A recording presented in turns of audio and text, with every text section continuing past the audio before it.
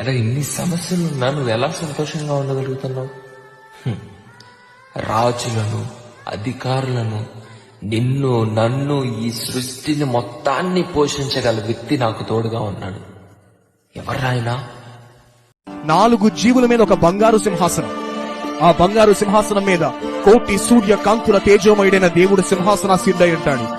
ఈ సింహాసనానికి పైగా కెరూబులు, శరాబులు 6 రెక్కలు కలిగినవై 2 రెక్కలతో ముఖాన్ని మూసుకుంటూ, 2 రెక్కలతో కాళ్లను మూసుకుంటూ, 2 రెక్కలతో ఎగురుతూ ఉంటాయి. వాటికి క్రింద తంబురతోనూ, సితారతోనూ, వాయిద్యనాదాలతో దేవుణ్ణి స్తుతిస్తూ అనేక కోటాను కోట్ల దూతలు, దానికన్నా కింద స్ఫటికము వంటి సముద్రమును కవతల కోటాను కోట్ల పరిశుద్ధ దూతలు నిత్యము దేవుణ్ణి పరిశుద్ధుడు, పరిశుద్ధుడు, పరిశుద్ధుడు అని పొగుడుతూనే ఉంటారు.